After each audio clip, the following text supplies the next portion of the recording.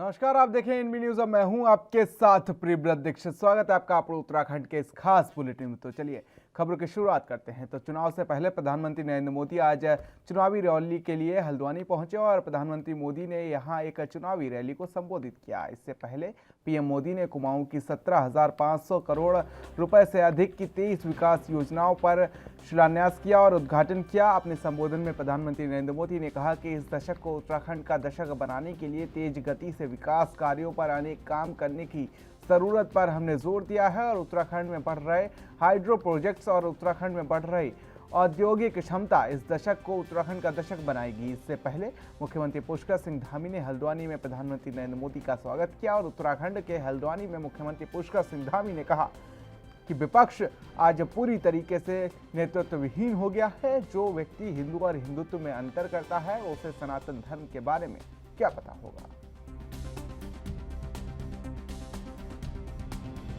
गोलजू की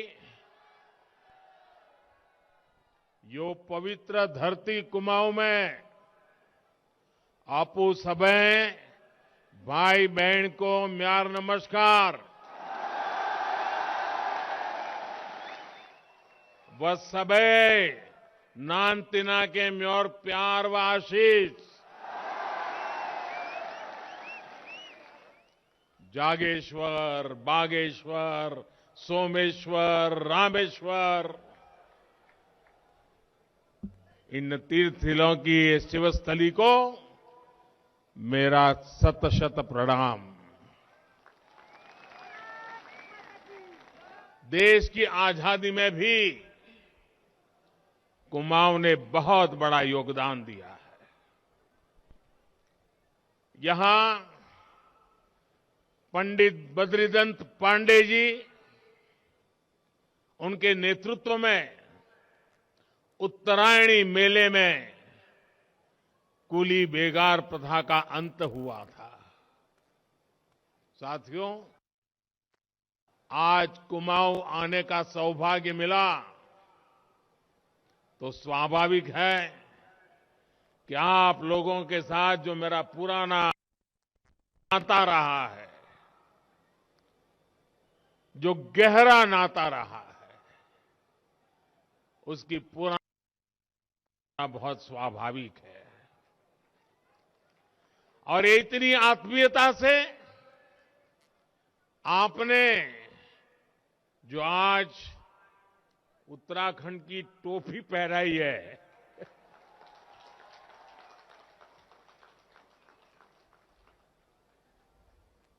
मेरे लिए इससे बड़ा गर्व क्या हो सकता। उत्तराखंड के गर्व के साथ मेरी भावनाएं जुड़ जाती हैं। आज यहां 17,000 करोड़ रुपए से अधिक के विकास कार्यों का लोकार्पण और शिलान्यास हुआ है। ये सारे प्रोजेक्ट्स कुमाऊं के सभी साथियों को बेहतर कनेक्टिविटी, बेहतर स्वास्थ्य सुविधाएं देने वाले हैं। और मैं आपको एक और खुशखबरी आज देना चाहता हूं। हल्द्वानी वालों के लिए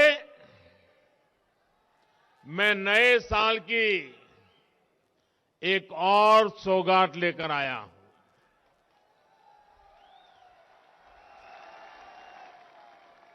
हल्द्वानी शहर के ओवरऑल इंफ्रास्ट्रक्चर के लिए, विकास के लिए हम लगभग 2,000 करोड़ रुपए की योजना लेकर आ रहे हैं।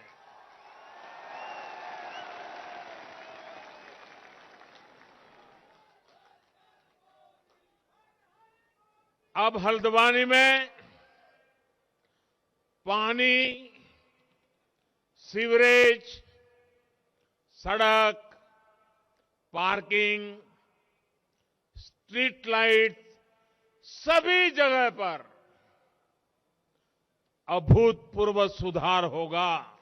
हमारे देश में समय समय पर अनेक महापुरुषों ने मां भारती के मुकुट की शोभा बढ़ाने और समाज को सही दिशा दिखाने का कार्य किया है। उनमें से कई ऐसी विभूतियां हैं जिनके बारे में हमने केवल सुना है, उन्हें प्रत्यक्ष रूप से देखा नहीं है। लेकिन जब जब हम आज आदरणीय प्रधानमंत्री जी की ओर देखते हैं तो हमें उन महान विभूतियों का अंश हमारे आदरणीय प्रधानमंत्री जी में दिखाई देता है। आदरणीय प्रधानमंत्री जी स्वामी विवेकानंद जी की तरह भारतीय संस्कृति की पताका को पूरे विश्व में फहराने का काम कर रहे हैं। सरदार वल्लभ भाई पटेल जी की तरह राष्ट्र को सुदृढ़ एवं संगठित करने का काम कर रहे हैं। बाबा साहब भीमराव अंबेडकर की तरह दलितों एवं वंचितों और शोषितों की चिंता कर रहे हैं और पंडित दीनदयाल उपाध्याय जी के आदर्शों पर चलते हुए अंत्योदय के स्वप्न को साकार करने का भी काम कर रहे हैं। यह हमारा सौभाग्य है कि हम आदरणीय प्रधानमंत्री जी के नेतृत्व में उस महान यात्रा के सहयात्री हैं जिस यात्रा का गंतव्य भारत को बनाना है। जैसा कि श्रीमद् भागवत में कृष्ण ने कहा है, यदि यदा चरिता श्रेष्ठ तत्देवोत्तरो जन लोक स्तदनु वर्तते। अर्थात श्रेष्ठ पुरुष जैसा आचरण करते हैं, आचरण करते हैं तथा श्रेष्ठ पुरुष जिस कर्म को करते हैं उसी को आदर्श मानकर अन्य लोग भी उनका अनुसरण करते हैं। इसी नीति स्रोत की भांति आदरणीय प्रधानमंत्री जी जिस कठिन परिश्रम द्वारा भारत को पुनः विश्व गुरु बनाने के लिए लगातार प्रयत्न कर रहे हैं, लगातार परिश्रम कर रहे हैं, मेरे जैसे सामान्य व्यक्ति को और अधिक परिश्रम करने के लिए प्रेरित करता है। बल्कि 125 करोड़ भारतीयों में एक आशा और विश्वास का बीज रोप। इस पार्टी के युवराज इस तरह की अनगल बातें क्यों और कैसे करते हैं, इसका भी एक कारण है जिस बात को हम अपनी कुमाऊनी कहावत द्वारा समझ सकते हैं, जैग बुड़ बोलिन वो एक कुड़ बोलिन। अर्थात जिस घर के बूढ़े की मति फिर जाए वह घर समाप्त हो जाता है। बीते दिनों आपने देखा होगा कैसे कुर्सी की चाह को लेकर एक पार्टी के भीतर रार मची हुई थी। इन्हें उत्तराखंड के विकास से कोई लेना देना नहीं है। उनका ध्यान अगर किसी बात पर है तो इस पर कि कुर्सी किसे मिलेगी। आप में से कौन नहीं जानता कि उत्तराखंड में करप्शन को बढ़ावा इन्होंने दिया है, उत्तराखंड में माफियाओं को बढ़ावा इन्होंने दिया है, उत्तराखंड के युवाओं को पलायन करने पर इन्होंने मजबूर किया है, उत्तराखंड के हितों के साथ समझौता इन्होंने किया है और उत्तराखंड बनाने का विरोध इन्होंने किया है। आज मैं इनको इस मंच से उत्तराखंडियत का अर्थ समझाना चाहता हूं। उत्तराखंडियत का अर्थ है उत्तराखंड को अहमियत जो न तो इन्होंने कभी दी है और न ही ये दल इसके नेता कभी दे सकते हैं। भाइयों बहनों, हम एक थे और एक ही रहेंगे। अगर किसी चीज की अहमियत इन्होंने दी है तो सबसे पहले दिल्ली वाले परिवार को दी है और दूसरे नंबर पर अपने परिवार को दी है। उत्तराखंड के साथ आज तक जितने धोखे कांग्रेस पार्टी ने किए हैं वो किसी पाप से कम नहीं है। आप खुद ही बताइए, क्या देवभूमि की जनता ऐसे पापी हाथ का साथ देना चाहिए? देना चाहिए क्या ऐसे पापी हाथ का साथ? आप ही बताइए, मैं आप सबसे पूछ रहा हूं। कांग्रेस और करप्शन एक दूसरे के पर्यायवाची हैं और इनके नेता सत्ता न मिल पाने की वजह से कुंठित है। इसी कुंठा में ये वो हर काम कर रहे हैं जिनकी वजह से जनता की नजरों में लगातार नीचे गिरते जा रहे हैं। आप लोगों की इतनी विशाल संख्या देखकर एक मैदान यहां भरा हुआ है आदरणीय प्रधानमंत्री जी को सुनने के लिए।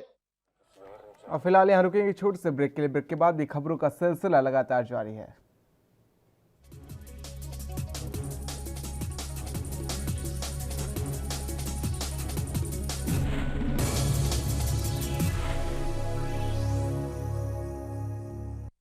तो ब्रेक के बाद आप सभी का स्वागत है। तो रुक कर लेते खबरों की ओर, जहां पर हल्द्वानी में प्रधानमंत्री नरेंद्र मोदी के दौरे को लेकर जहां जनता में अपार उत्साह दिखाई दिया, तो वहीं प्रधानमंत्री के हल्द्वानी आगमन को लेकर बीजेपी के द्वारा भव्य तैयारियां की गई हैं। वहीं हल्द्वानी पहुंचने पर प्रधानमंत्री नरेंद्र मोदी का जनसभा स्थल पर भव्य स्वागत किया गया। प्रधानमंत्री के दौरे पर राज्य को मिली सौगात को लेकर पूर्व मुख्यमंत्री तीरथ सिंह रावत का कहना है कि राज्य के विकास के लिए केंद्र की मोदी सरकार ने जिस प्रकार से आस्था दिखाई है उससे आज उत्तराखंड लाभान्वित हो रहा है और हल्द्वानी के लिए 2000 करोड़ की राशि प्रधानमंत्री द्वारा यहां के इंफ्रास्ट्रक्चर के लिए दे दी गई है और 17,500 करोड़ की योजनाओं का लोकार्पण और शिलान्यास उनके द्वारा किया गया है।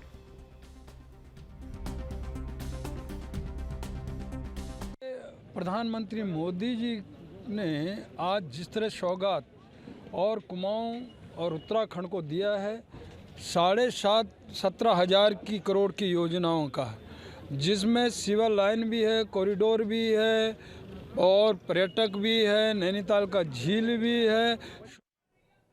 तो वहीं प्रधानमंत्री नरेंद्र मोदी के दौरे को लेकर जहां लोगों में जोश और उत्साह दिखाई दिया, तो वहीं बेटियों और महिलाओं में प्रधानमंत्री की झलक देखने को लेकर अपनी खुशी जाहिर की है। जहां उन्होंने प्रधानमंत्री नरेंद्र मोदी के भाषण की जमकर तारीफ की, तो वहीं उन्होंने प्रधानमंत्री के महिलाओं के उत्थान के लिए चलाई जा रही योजनाओं को महिलाओं के लिए सशक्तिकरण के लिए जरूरी बताया। तो वहीं स्थानीय लोगों में भी भारी जोश देखने को मिला। हम तो इतने उत्साहित है कि मतलब कल से मतलब इतना क्रेज लगा कि मोदी जी आ रहे, मतलब उनको सुन के हमें इतना अच्छा लगता है कि मतलब उनकी जो बोली है वो मतलब दिल को छूती है। वो मतलब एक अलग ही लेवल में बोलते हैं, मतलब उनका बोलना, उनका बोलने का जो तरीका है, और मतलब जो हमारे राहुल गांधी है उनका तो बोलने का हमें कुछ समझ में ही नहीं आता है। और जो मोदी जी है उनको तो एकदम सेंस है, वो बहुत अच्छा बोलते हैं। उन्हें इतनी जल्दी इतना विकास करा, 370 धारा हटवाई, कितना कुछ मतलब जो हमने सोचा नहीं था। हमारा राम मंदिर बनवाया, मतलब हमने सोचा नहीं था कि इतना कुछ कभी होगा। मतलब हमारे प्रधानमंत्री इतने अच्छा है, हमने कभी नहीं सोचा था। तो हम मतलब ये प्रधानमंत्री हम तो चाहते हैं जिंदगी भर यही प्रधानमंत्री हमारे बने रहे।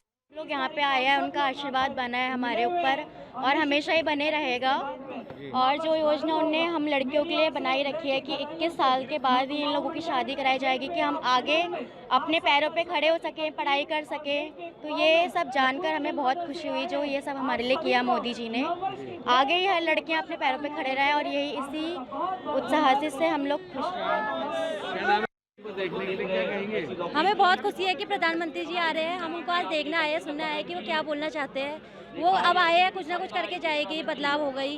अब उनने बहुत कुछ करा है लड़कियों के लिए भी। हमको अभी टैबलेट मिलने वाले हैं, हम कॉलेज फर्स्ट ईयर के हैं, तो हमें को टैबलेट की योजना करी है। हमें कोरोना के टाइम में बहुत हेल्प करी है, खाने पीने के लिए लोगों के लिए बहुत वो सुविधा करी है। पैसा लोगों के बैंकों में पैसा आए, मेरे में भी आए हैं जनधन वाले में, तो बहुत खुशी हुई है। मोदी जी सबको देखते हैं, सोचते हैं सबके बारे में, तो एक होता है कि कोई है हमारे साथ। प्रधानमंत्री मैं चाहती हूँ आगे भी आते रहे, बहुत खुशी है, वो साथ है हमारे, पूरे साथ पे है। अब वोटिंग है, दूंगी पे हमको वोट दूंगी, इस साल वोट होगा मेरा, अब दूंगी मोदी जी को। जो भी घोषणाएं कर रहे हैं वो सब पूरी हों और भारी मतों से मोदी जी जीते, विजयी हों और फिर से भारतीय जनता पार्टी का यहाँ पे शासन हो, कमल खिले। विधानसभा चुनाव में क्या असर पड़ने वाला है इसका बहुत अच्छा असर पड़ेगा जब मोदी जी आते हैं और भारी मतों से विजयी प्राप्त होती है उन लोगों को। इससे पहले भी रुद्रपुर 2 बार आ चुके हैं, तो विजयी बीजेपी की हुई थी। से मोदी जी का यहाँ पर स्वागत है हल्द्वानी क्षेत्र में, और मोदी जी को मैं ये बोलना चाहता हूँ मेरे माध्यम से, उत्तराखंड में जो हमारे बरसात के सीजन में जो रोड हैं हमारे ख़राब हो जाते हैं, इस रोडों का शिलान्यास होना चाहिए जल्द से जल्द। क्यों हमारे जो भी उत्तराखंड के पहाड़ी क्षेत्र के लोग हैं उनको आने में दिक्कत होती है, और ये उत्तराखंड वही देवभूमि है जिसने देश को 2 चीफ द आर्मी स्टाफ दिए हैं, और मैं मोदी जी को धन्यवाद करना चाहता हूं, साथ ही पुष्कर सिंह धामी जी का जिन्होंने मोदी जी को यहां पर आमंत्रित किया है। पहले तो मोदी जी का धन्यवाद करेंगे जो पहली बार हमारे उत्तराखंड में आए हैं। दूसरी बात यह है कि बहुत ज़्यादा खुशी हो रही है, बहुत ज़्यादा खुश है, पूरी जनता खुश है। और तीसरी बात यह है कि मोदी जी इस वक्त बहुत अच्छा काम कर रहे हैं, देश के लिए कर रहे हैं, हमारी सेना के लिए कर रहे हैं, हमारी सेना को आगे बढ़ा रहे हैं। और जो एक्स सर्विसमैन हैं, पहले जो डिफेंस के एक्स सर्विसमैन में, उनके लिए जो ये उनकी तनख्वाह बढ़ाई, उनका ये पेंशन वगैरह बढ़ाई, उसके लिए भी बहुत।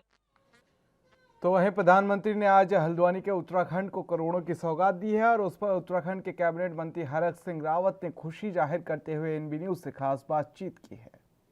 प्रधानमंत्री नरेंद्र मोदी का दौरा था, करोड़ों की योजना का शिलान्यास आज प्रधानमंत्री नरेंद्र मोदी हल्द्वानी से करके गए पूरे कुमाऊं के लिए। यहाँ पर तमाम उत्तराखंड के बड़े चेहरे और कैबिनेट के तमाम मंत्री यहाँ मौजूद थे, और मेरे साथ मौजूद है अभी हरक सिंह रावत जी जो कैबिनेट मंत्री हैं, उनसे बात करेंगे। सर, आज बहुत बड़ा मौका है कुमाऊं के लिए, मोदी जी यहाँ पर तमाम यहाँ पर योजनाओं का शिलान्यास कर गए, क्या कहेंगे सर? आज खुशी की बात है, देश के प्रधानमंत्री मोदी जी ने 20,000 करोड़ की योजनाओं का शिलान्यास आज यहाँ हल्द्वानी में किया है, जिसमें 17,600 की योजना का शिलान्यास पहले से निर्धारित था और 2,000 करोड़ उन्होंने आज हल्द्वानी के पीने के पानी, यहाँ के विकास की योजनाओं के लिए आज घोषणा की है। तो आज हमारे लिए बहुत खुशी की बात है और निश्चित रूप से ये उत्तराखंड के लिए, कुमाऊं मंडल के लिए एक उत्साहजनक है कि देश के प्रधानमंत्री के नेतृत्व में, केंद्र सरकार के नेतृत्व में उत्तराखंड चाहे सड़क मार्ग से हो, चाहे रेलवे लाइन हो, बिजली हो, पानी हो, सीवर लाइन हो, उन सब को लेकर आगे बढ़ रहा है। सर ये कहा जा सकता है कि चुनाव बेहद नज़दीक है, उसके लिए ये एक मील का पत्थर साबित होगा बीजेपी के लिए। हाँ बिल्कुल, ये मैं सोचता हूँ कि ये विकास की योजनाएं लगातार, इससे उत्तराखंड को काफ़ी फायदा होगा और ये निश्चित रूप से उत्तराखंड हमारा तरक्की के रास्ते पर आगे जाएगा। सर एक बात, उत्तराखंड की राजनीति का अभी आप केंद्र बिंदु बने हुए हैं, तमाम तरह की अटकनें लगाई जा रही हैं, चीज़ें लगाई जा रही हैं, कांग्रेस के साथ आने की बात की जा रही है, लेकिन आप मंच पर मना कर चुके हैं। लेकिन जो आपकी यहाँ पर मुलाकातें होती हैं उससे कहीं ना कहीं सवाल खड़े होते हैं। नहीं, मैं सोचता हूँ कोई मुलाकात नहीं होती है, क्योंकि ये सारी अफवाह, और मैं सोचता हूँ मुझे खुद नहीं मालूम कि ये अफवाह फैलाने का काम कौन कर रहा है, क्योंकि हम तो ईमानदारी के साथ हम लोग काम कर रहे हैं।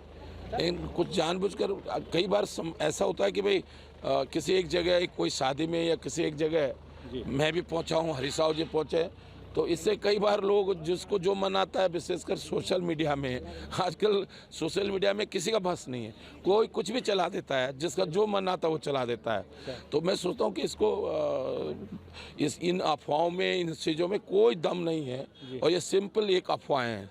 सर जी खासतौर से हरीश सिंह रावत का साफ कहना है कि सारी अटकनों पे वो विराम लगाते हुए साफ उनकी तरफ से कहा गया कि वो भाजपा के साथ है और पूरी तरीके से भाजपा को यहाँ पर चुनाव में जिताने का काम उनकी तरफ से किया जाएगा। Amit Chaudhary, ANB news, Haldwani. तो विधानसभा चुनाव को लेकर सभी पार्टियां मैदान में उतर चुकी हैं और वहीं कांग्रेस पार्टी ने बीजेपी सरकार के खिलाफ मोर्चा खोल दिया है। आरक्षण श्रेणी की नौकरियों को लेकर सवाल उठाए गए हैं, साथ ही सरकारी ठेका प्रथा पर दी गई नौकरियों में आरक्षण दिए जाने की मांग को लेकर पूर्व मंत्री यशपाल आर्य ने बीजेपी सरकार को जमकर कोसा। आपको बता दें कि मैंगलोर विधायक काजी निजामुद्दीन द्वारा आरक्षित वर्गों की विशाल जनसभा का आयोजन किया गया था। जनसभा को संबोधित करते हुए आपको बता दें कि पूर्व मंत्री यशपाल आर्य ने बीजेपी सरकार पर दलित समाज का उत्पीड़न करने का आरोप लगाया है। खुशी मिली है, हमारा जो समाज है, दलित समाज, शोषित समाज, वंचित समाज, आज यहाँ पर पूरे एक जनसैलाब के रूप में यहाँ पर दिखाई दे रहा है और ये इस बात का संकेत है कि हमारे समाज की, दलित समाज की आस्था, विश्वास भारतीय जनता पार्टी पर नहीं है। भारतीय जनता पार्टी दलित विरोधी है और हमारे समाज का विश्वास, दलित समाज का विश्वास कांग्रेस पर बना हुआ है। आज इस बात का संकेत यहाँ पर दिखाई दे रहा है। तो यकीनन हमारे समाज की 2022 के चुनाव में एक निर्णायक भूमिका होगी। हमारी आबादी 19% है और ये निर्णायक होंगे। मन बन चुका है बदलाव का और जिस तरह से हमारे समाज की उपेक्षा हुई है, अनदेखी हुई है, जो हमारे कार्यक्रम थे, जो हमारी योजनाएं थी, कांग्रेस के कार्यकाल में जो योजनाओं की शुरुआत हुई थी उसको ठंडे बस्ते में डालने का काम भारतीय जनता पार्टी की सरकार ने किया है। तो मेरा मत है। तो वहीं बाजपुर के दोराहे पर भारतीय किसान यूनियन के प्रवक्ता राकेश टिकैत का किसानों ने जोरदार स्वागत किया है और इस दौरान उन्होंने किसानों की समस्याओं को हल करने की बात कही है। बता दें कि भारतीय किसान यूनियन के राष्ट्रीय प्रवक्ता उधम सिंह नगर के दौरे पर पहुंचे थे और इसी के चलते बाजपुर के दोराहे पर भारतीय किसान यूनियन के राष्ट्रीय प्रवक्ता का जोरदार स्वागत किया। आपको बता दें प्रदेश अध्यक्ष कर्म सिंह पड्डा के नेतृत्व में दर्जनों किसानों ने राकेश टिकैत का जोरदार स्वागत किया और इस दौरान राकेश टिकैत ने कहा कि किसानों की आवाज़ को उठाने का कार्य वे लगातार करते रहेंगे और किसी भी कीमत पर किसानों का उत्पीड़न नहीं किया जाएगा। उन्होंने कहा कि सरकार से जिन मुद्दों पर सहमति बनी थी, सरकार उन मुद्दों पर कार्य नहीं कर रही है। उन्होंने कहा कि किसानों को गन्ने का भुगतान नहीं किया जा रहा है और किसान लगातार परेशान हो रहे हैं।